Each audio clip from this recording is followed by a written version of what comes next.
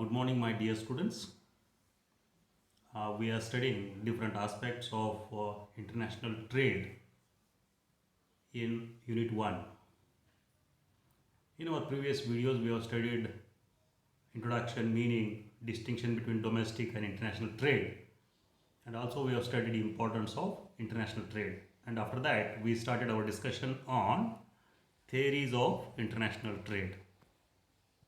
In our previous videos, we have studied classical theories on international trade.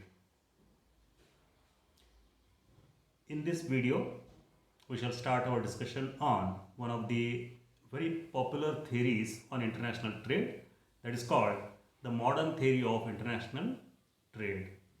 This theory is also popularly known as Hickscher-Olean theory on international trade, and it is also known as HO model.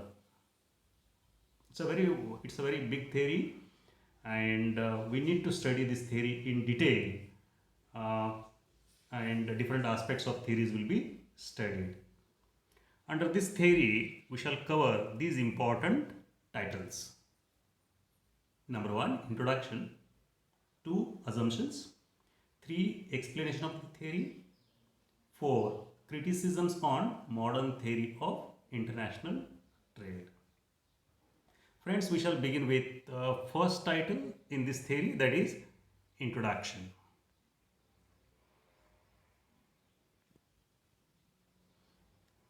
In introduction, we recall theories developed by classical economists. Specifically, Adam Smith has developed absolute cost advantage theory and David Ricardo has developed comparative cost theory on international trade. What conclusion we can draw from these two important theories on international trade? Conclusion is that the absolute and comparative cost determines trade according to classical economists. Their focus is on more on cost, and according to classical economists, it is the cost which is cause for the existence of trade. Adam Smith speaks about absolute cost advantage and David Ricardo speaks about comparative cost advantage. According to them, trade exists because of cost advantage. But these classical economists have not explained the determinants of costs. They have not explained why comparative cost exists. They have not explained what are the reasons for the existence of comparative costs. This incomplete work by classical economists has been accomplished by two Swedish economists, that is Eli Hickscher and Bertil Ohlin. These two Swedish economists have made attempt to explain what determines comparative cost, and that itself is the determinant of the trade.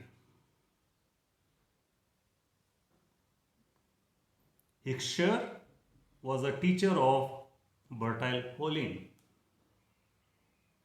These two economists together have developed a theory on international trade as a substitute for the classical theories on international trade.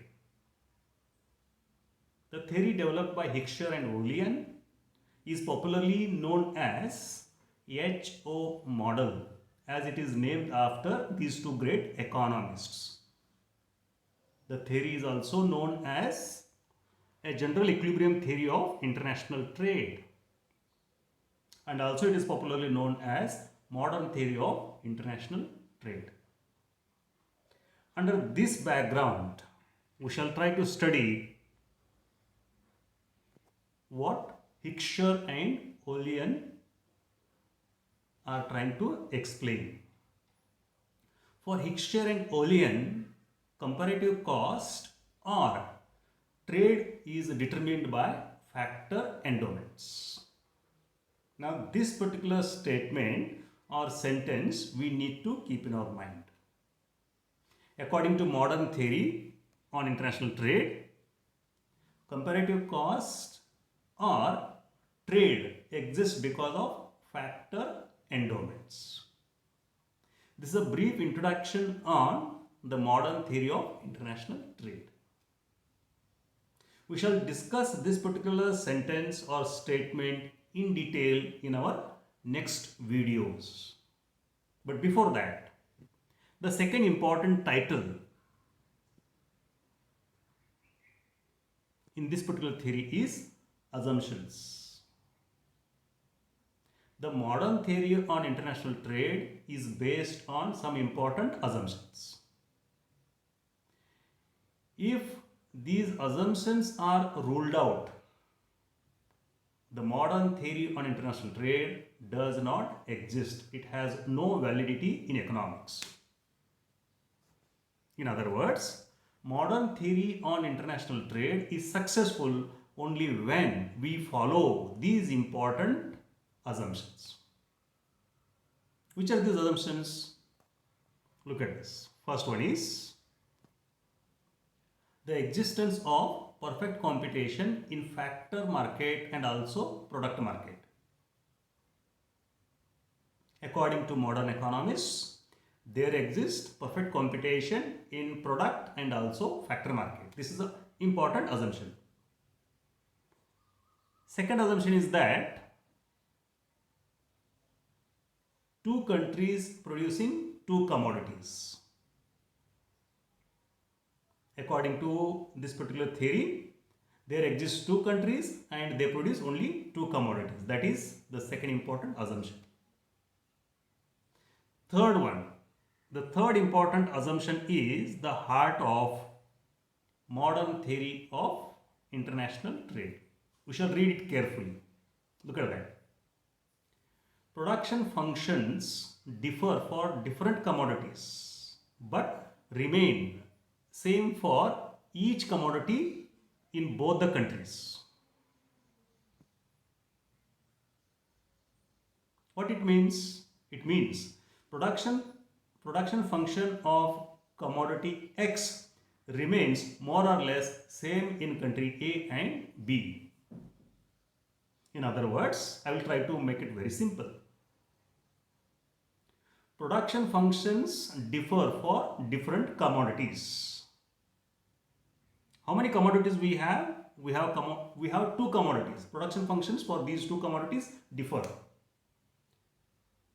If we assume that we have two commodities, that is X and Y, according to this assumption, production function of X will remain the same in country A and also B.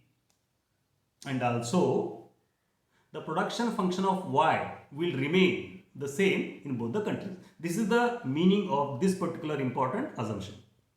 If we understand this particular